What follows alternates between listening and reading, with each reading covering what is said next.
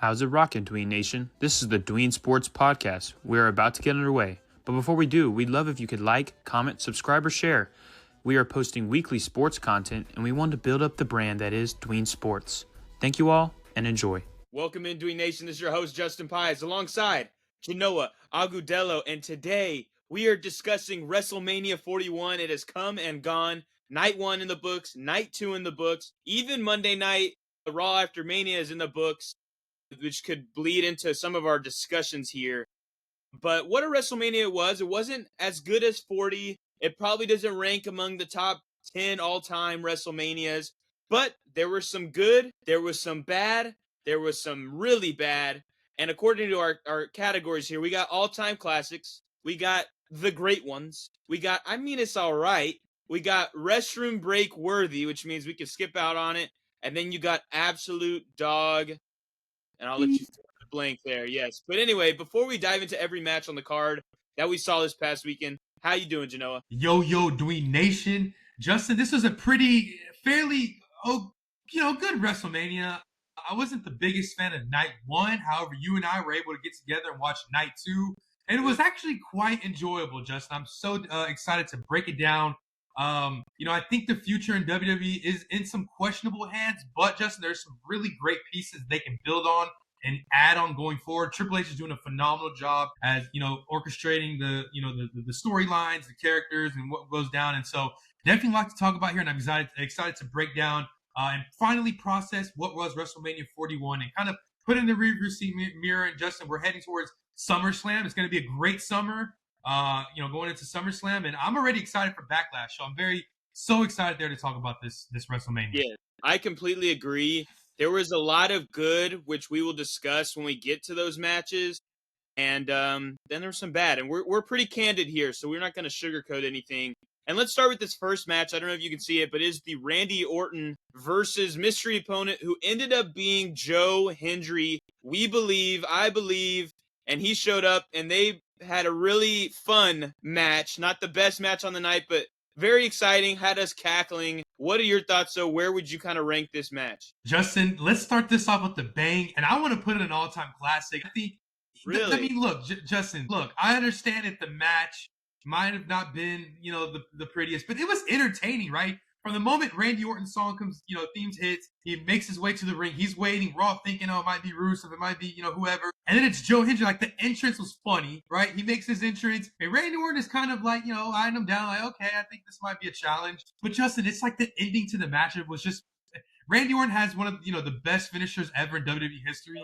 And I'm sorry, but to me, it's an all-time classic because, Joe Hendry himself, he's a little bit goofy. He's a comical kind of wrestler, and that moment at the end was just funny. And to me, it's an all-time classic. I think everybody had a good time watching that match. Now, it wasn't a 5-star, 25-minute match everybody was hoping for, but to me, it makes for an all-time classic moment, and that's right there is what makes WrestleMania. I'm gonna go with all-time classic, just because of the finish to the match. Hilarious. We were laughing, and I enjoyed it. It was a lot of funny. Obviously, Joe Hendry was his moveset, his antics are hilarious. The lifting and the turning around and smiling. I don't know if I can go all-time classic. Can we settle for great ones for this match? Because I'm good. When we were watching this together, and I think my first idea was maybe they were gonna go a return of Rusev or just any sort of return of somebody who's like the storyline could continue past what would happen on Sunday. Obviously, this is just a one-off. I don't think we're going to see Joe Hendry and Randy Orton, battling it out again. It was just a fun segment, but I think it should go in great ones. Yeah.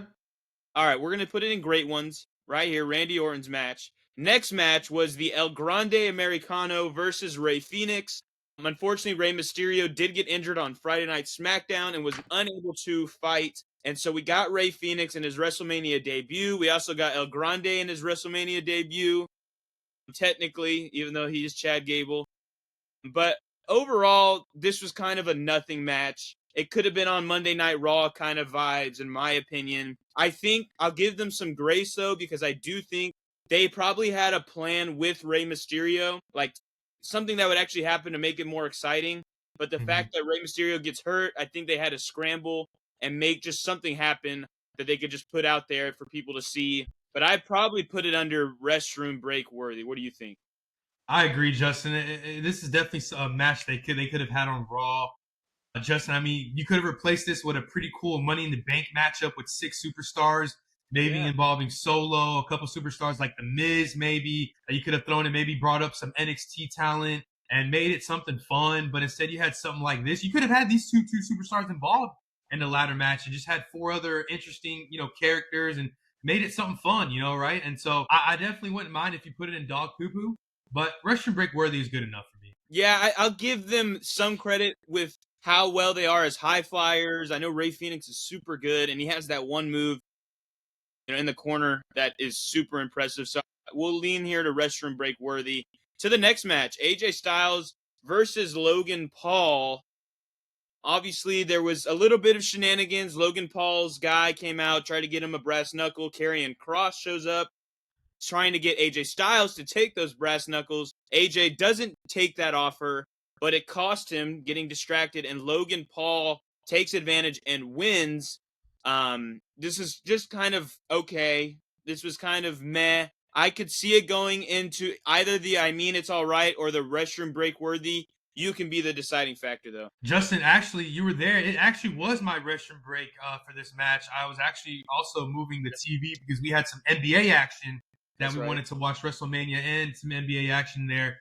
And in between that, Justin, I actually did use the restroom in that match. So I think it's only right for me. And I didn't go, the last one. It was just a regular restroom break. So let's go ahead and do that. I am a fan of AJ Styles, so I never want to put a matchup in the dog poop category, but let's go restroom break. And I think it was a little bit better than the El Grande versus Rey Fenix match, so I'm going to put that above there, but it's at the top of restroom break worthy, unfortunately. Next one, we got main event, Jey Uso versus Gunther for the World Heavyweight Championship. Jey Uso brought out, I think, arguably his best match that we've seen from him since he's become a single superstar. He was pulling out more moves than just his super kick fest that him and his brother had last year. And then he was able to topple Gunther, who is always a champion, has been a champion 80% of the time he's been on the main roster. So I think this deserves to be behind Randy Orton, but in the great ones. I'm going to go with, it's all right. I actually like both superstars. I actually warmed up to liking Gunther. I guess it is the great ones, but for me, it's all right match because I don't think anybody's going to really remember this match 5 years down the line. I could be wrong. But I think the finish of the match is a little, interesting just because Jey used Gunther's finisher on Gunther. So I think that's kind of a good way to remember this match. But if that wasn't the finish, I think no one would remember this match. So for me, and it's all right, but I wouldn't mind if you put it in the great. Yeah, man. It's tough. I do like that he used his finisher on him. But the build I really enjoyed Jimmy coming out after the match. I feel like that added some emotion to it. Let's go great ones, but just, kind of in the back. The back kind of 1 foot on each and each tier here, but we'll put Jey and Gunther there. Next match, Io Sky, Rhea Ripley, Bianca Belair. Really solid match. Io retains, and I think they all had really solid moments throughout. I don't think this was as good as the triple threat to main event night 1 with CM Punk in them, but I think it was really good. I think it was better than the Jey Uso fight. I would put it right in between that or above Randy Orton. Justin, for me, I just feel like they should have added 5, maybe 7 more minutes to this match. I think that they didn't really give enough time to cook for each superstar here. So I was actually, Justin, a little disappointed. I don't know how long the match was, but it felt like not even 10 minutes. I could be wrong on that, Justin. I like all 3 wrestlers here. I think they were all worthy in this matchup. This was a great booking by Triple H. I think it's all right, only because I feel like it should have been 7 or 8 minutes longer. I think that they should have had a couple repeat finishers, maybe Rhea's finisher, and maybe Bianca. But, I did like the finish to it. It was very interesting. Was it Rhea that got pinned, or was it Bianca? It was Bianca, I believe, right? Yes, because she jumped on both of them and pinned Bianca, which that was a great finish. So once again, I'm gonna put it's all right, only because it was very entertaining at the end. I wish they kind of gave it 7 more minutes, 7, 8 more minutes to spare, in my opinion, Justin. But if you want to put in the great ones, I can also understand it for this one as well. Well, here, we can make a little deal here. I think that match was better than the Jey Uso match. So maybe Okay. we vault Jey Uso to I Mean It's All Right and move the women's match to the great ones behind Yeah. Randy. All right, that sounds good. We'll do that. Moving Jey there and moving Io, Bianca, and Rhea there. Next matchup, which was to me the best match of night 2, Braun Breaker, Dominic Mysterio, Penta, and Finn Balor. Dominic Mysterio is the new Intercontinental Champion. Of course, he wins kind of in a sneaky way. He's able to pin his former, or I guess they're still on the same team after on Raw. They're still together, even though they're kind of mad at each other. Mm-hmm. But he pins Finn Balor, his Judgment Day partner, to win it and steal it from Braun Breaker, because obviously Braun Breaker is kind of the scariest enforcer guy in this matchup. But also, I think all 4 of these guys actually had really solid moments, especially Penta. I feel like he might be not the one not as talked about because there's not a other storyline kind of surrounding him at the moment. But I think that they all did really well, and I'm glad you were there. I ran and jumped up when Dom won because I just it was super exciting. He's the biggest heel, and he's still a heel, but now everybody loves him. I don't know how he did that, but that's where I'm gonna have to go all-time classic. I agree with you, Justin. It was an all-time classic. This match was so entertaining to watch. You had Braun Breaker, this high-flying powerhouse, but then you got Penta, who's just a regular style lucha libre, high flyer, and then you got Dominic Mysterio, who's the son of probably the best high flyer lucha librador ever. And then you got Finn Balor, who's very solid himself. One thing I will say, Justin, I think this match would have been phenomenal actually if it was just a triple threat, right? With Penta, Mysterio, and Braun Breaker. You could have left Finn Balor to kind of maybe get involved and, not be in the match, but maybe swoop in and, maybe hit Penta from behind with the chair or something. But other than that, it was very entertaining from the beginning. Penta is solid, Justin. And this match holds a lot of significance going forward for the future of the WWE because Braun Breaker didn't get pinned. He did lose the title, but as we saw on Monday Night Raw last night, Justin, that they are going in a absolute phenomenal direction. That it favors Braun Breaker. So this match is a most definite all-time classic because the entrances were pretty cool in my opinion. I think even though it wasn't too fancy, I liked how the energy the fans gave back the crowd. And then the match was so entertaining. And then after the match, you have something that WWE is going to build off of this. And this is a match, Justin, where even though Braun Breaker lost, this is what's going to kick off his kind of road to becoming the next, what I think, World Heavyweight Champion. Not to mention, Justin, I have him as a favorite winning the Royal Rumble next year and potentially main eventing one of the nights next year in New Orleans. So definitely an all-time classic for sure. Yeah, and to answer that question, you were thinking maybe it should be a triple threat. I think they included Finn Balor for the one reason to have him be the one to get pinned. Yeah. And to protect Braun and Penta from getting the pin. So that's kind of where I see that, probably why he was in there. But I agree. This is a great match. We'll put it in all-time classic. It was awesome. And moving to the next match, Liv Morgan, Raquel Rodriguez versus Lyra and what was supposed to be Bayley, but Becky Lynch returns. It was somewhat expected, even though she's been gone for, 9 to 10 months. She's been gone for a while. But she's back, and they win the tag titles, even though, spoiler alert, they lose them on the Raw after Mania. This wasn't a great match. I think Liv Morgan and them should have won, even though they were, kind of bracing for the, return of Becky Lynch. But it definitely is in one of the bottom 2 categories. I'll let you kind of roll with what you got to this. I'm going to put in dog poo-poo. I love Liv Morgan, but I can't stand Becky Lynch. And so the fact that they won makes me a little bit of a hater. Justin, what's the tag team partner that Becky Lynch had? I forget her name.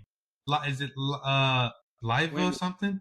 But no. When was that? I don't even remember. Oh, Becky Lynch's tag partner in this match. Lyra, right? I'm not the biggest fan of her either. I think that you got to protect Liv Morgan. She is one of the best divas out there that in a non women's champion title match. I'm gonna go with dog poo poo, but I also went restroom break in this match as well. So whichever one you feel to put, I will agree with you. Man, this is a tough one. I'm gonna. Ooh, was it better than this match though? That's the question. I'll put in dog poop at the top. Yeah. Okay. Thank you. Yeah. Next one, the main event of night 2. What we were all waiting for: John Cena, Cody Rhodes, and John Cena wins his 17th title, makes history. But we were expecting maybe a appearance from Dwayne "The Rock" Johnson, the final boss. But instead, we get Travis Scott, who makes his gets into the match. Cody delivers a crossroads to him. John Cena takes advantage, and he is the new champ. I think we were all pretty underwhelmed by how it finished. It's still great to see John Cena win, and I think honestly the match up to when Travis Scott entered was really good. Like John Cena was dominating, he was showboating, he was laughing at Cody. Like he was doing really good at being a heel. But yeah, I'm actually really curious to see where you put this because I'm kind of stuck between a couple categories. Well, it loses the all-time classic qualifications because I needed The Rock to be there. However, it's very, like, for me, I grew up, Justin, a John Cena fan my whole life. And it was, honestly, I knew he was going to win this match going into it. So it was quite the enjoyable experience to know, like, this is about to be history. But, when I think about it, right, John Cena had this post conference that, yesterday with Pat McAfee and I think it was Michael Cole and them. I think that where they were headed, where the target was, is it fulfilled what it needed, right? Like John Cena said, I'm going to ruin wrestling. And in some ways he has, and that's what we want. Like we want this heel to absolutely take over and just ruin what we all love. And it's like, for me, I have some issues with WWE. And like for me, I love that John Cena is trying to ruin wrestling. Like to me, I love that. And the match was a little okay, but I think John Cena performed better than I thought. I thought he was going to be slower, a little out of shape, which he shows some signs of now. Obviously, this is his last year. But I think that he actually caught up to Cody. They had a pretty entertaining match towards the end. I guess Travis Scott making an appearance and getting Crossroads wasn't that bad of an ending. And the finish, I mean, you don't want John Cena to do a fifth attitude adjustment, right? And I thought it was a cool finish. I mean, he hits him in the nuts and then hits him with the title and then pins him. So for me, I think it's an all right matchup. If you want to put in the great ones, I guess I understand. But the main thing for me that I love was just seeing Cena win 17, right? After the 3 count was done, you see 17 on the stage and John Cena is making history. For me, I enjoyed that. Like, I wasn't, upset with the finish of that match, to be honest, because John Cena is a heel at the end of the day. He's not going to win the way he normally did. He's not Super Cena. He's not Superman. He's not a superhero. He is a heel, and he cheated to win a 17 title. And to be honest, that's the way as John Cena's heel last year. It's the way it's supposed to be. I also enjoyed his entrance, but it was just John Cena and then like a black background. Yeah. And so for me, I think it's all right. But if you want to put in the great ones, I enjoyed the ending. Like for me, I was happy. I embraced Cena's 17 title. Cody was a great champion, but I do think he needs some rest with his family. So whichever one do you want to put it in, Justin, I'm okay with. I was thinking to put it behind the Io Sky one in the great ones, like the third and great ones, because I agree. History was made. I think that they were honestly. I think they're planting the seeds of a Cody heel turn because Cody could have hit he stole the belt back from John Cena, was gonna hit him, but then like hesitated and he was like, I shouldn't do that heel thing, right? And John Cena was like pleading, but then John Cena took advantage when Cody hesitated, and so maybe Cody's gonna come back pretty pissed off. I think we'll put that there. Moving to the New Day versus the War Raiders. I think we discussed this in our predictions, but like the only way to me to make this match deserving of being on this card was a return of Big E to either cost New Day or help New Day or whatever. None of that happens, and it was just your normal match. So I think it deserves to go as maybe the worst match on the night, or maybe right above the Liv Morgan match in Dog. You know what, Justin? I definitely was the longest restroom break I took all night for sure. And you can most definitely put in Dog Poo Poo. I think there were so many other tag teams they could have had. I mean, Justin, you could have included the best 2 tag teams in NXT, elevate them to the roster and had them fight for it. Maybe a triple threat tag. I mean, look, the New Day, I mean, a lot of people say that, they might be one of the, top 10 greatest tag teams ever. Honestly, I think they lose a lot of their spark without Big E Langston. For me, he was like the engine of that tag team. Kofi's had his run. I've never really been the biggest fan of Kofi. Even Kofi Mania, I never really was all about. And Xavier Woods, he's just the guy. So, Justin, and the War Raiders, I didn't know too much about them. They also seem a little boring to me. And so, definitely possibly the worst match. Well, yeah, the only last couple of things I have on it is I think they included this match because they broke the record for most, tag team championship wins. So that's probably why they were on it. But the crazy thing is, on SmackDown, they have so many good tag teams. They actually had a good storyline with the Street Profits, Motor City Machine Guns, and DIY, and they didn't include them on the card, but they included this, which just makes me more mad. And I'm going to put it right here at the back. Yep. Dog poo. Unfortunately. Next match though, Jade Cargill versus Naomi. Jade, and then it was a really good match, a very solid match. Glad Jade won. She looked really good in it.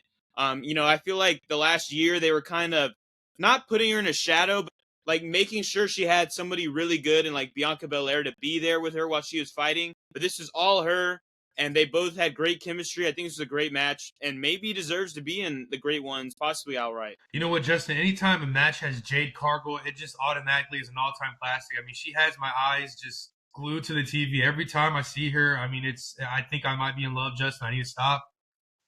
But I think I think it might be an all right matchup just because of who her opponent was. Naomi, I mean, like she's good, but it's like I need another wrestler to match Jade Cargill. Like she's so superior to many divas. I think like Rhea, maybe Liv Morgan are like the only, and a couple other maybe Tiffany Stratton or the other divas that can really like challenge Jade Cargill. And maybe they could have thrown her into the Tiffany Stratton and Charlotte Flair match, or even make it a fatal four way with Bianca Belair, Rhea Ripley. And I just feel like that, like they kind of like underestimated Jade Cargill in this match. So I'm gonna unfortunately go with. I mean, it's all right, but if you want to put it in the great ones, Jade Cargill's amazing. So you could also put her in that category. Yeah, I think this is a tough one here. I really like the build they had around it. That Naomi, turns heel by attacking Jade, and she was out for months, and they came back, and it was revealed to be Naomi. I'm gonna put it. I'm gonna put it right here, right behind Jay and Gunther. And we'll continue on to the Women's Undisputed Championship. Tiffany Stratton and Charlotte Flair. I mean, this one to me is almost the definition of I mean it's all right. Obviously, this was kind of a dream match we were all talking about. The young, upcoming Tiffany Stratton, who kind of reminds us of Charlotte in some ways. Yeah. The heel, but then Charlotte became the heel, and I don't think Tiffany Stratton is a great baby face, but that's kind of how they had to set it up because everybody was booing Charlotte. And then as for the match, I thought the match it was solid. It was fine. What do you think, though, with this match? It wasn't bad. It just, I was a little disappointed. I feel like the match was kind of slow. The energy at times didn't feel there with the crowd. It's, for me, the most definition of, I mean, it's all right. It's not better than Gunther and Jay's match. It could be better than Jade Cargill and Naomi's match. So I could put it there. But I think that's the only category for me, Justin. I want to say it's restroom break worthy because Charlotte Flair, even though I'm not the craziest fan of Charlotte Flair, you do have to put respect on her name. She actually is a pretty talented wrestler. She did just come off a crazy surgery. She was out like, what, a year and a half, like 2 years, something like that.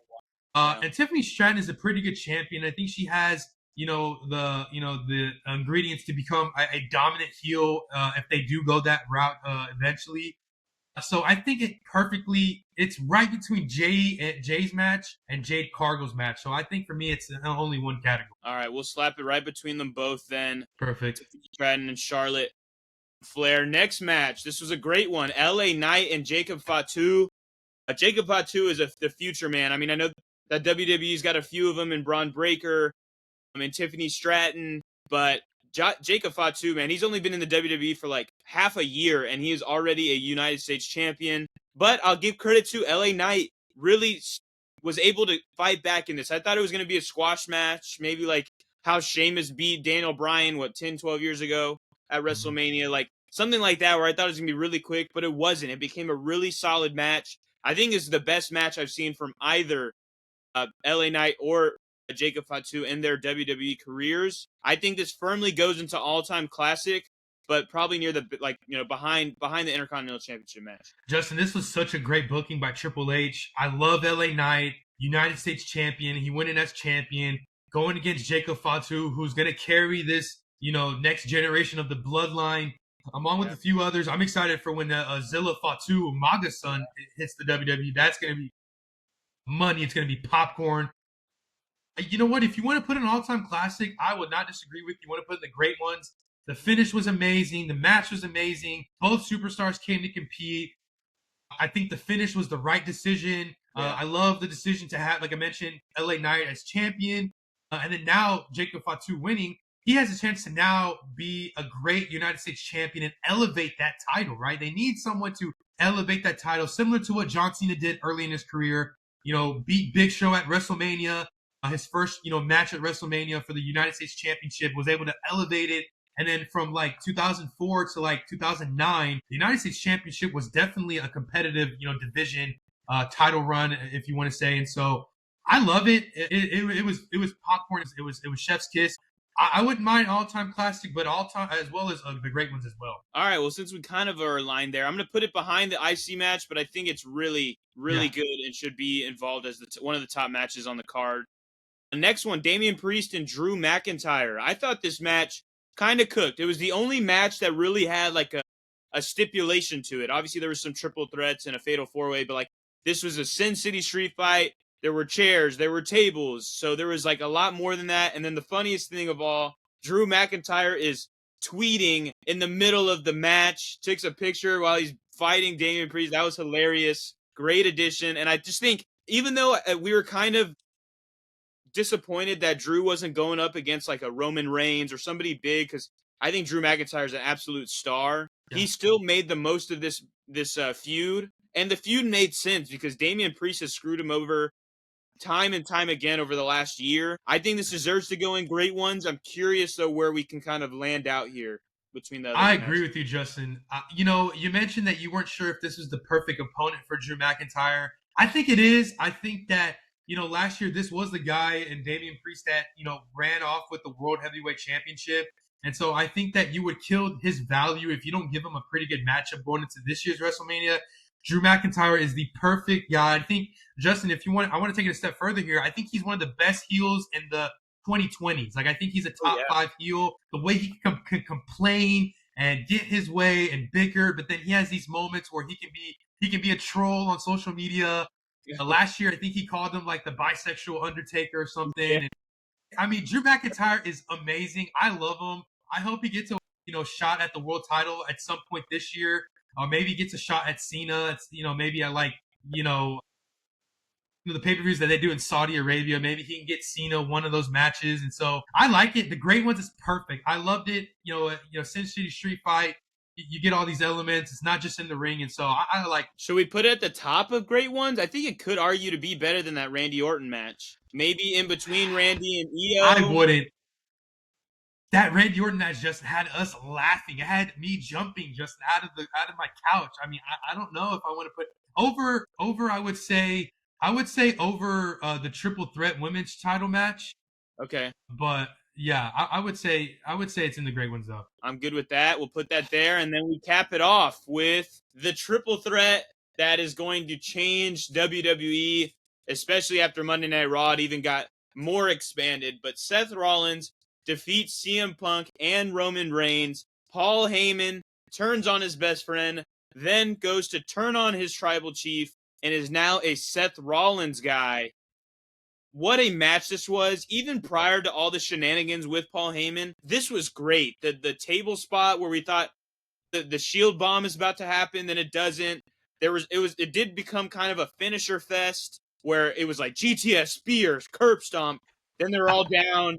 It was like back-to-back. I mean, Roman Reigns was going through it, but I thought this match was really great. And then the turn that I personally did not expect, that Seth Rollins was going to go heel and be with Paul Heyman. It had everything. It had everything. Personally, by far the best match on all of WrestleMania. What do you think? It's definitely an all-time classic, Justin. I mean, I'm one of the biggest CM Punk fans you'll ever see, but I was very just appreciative enough to see him in the main event there. So for me, that's already an all-time classic. And then you get Roman Reigns, one of the most dominant champions, probably the best superstar of this era of WWE. And then you get Seth Rollins, who's in that top 5 list of the greatest heels of this era.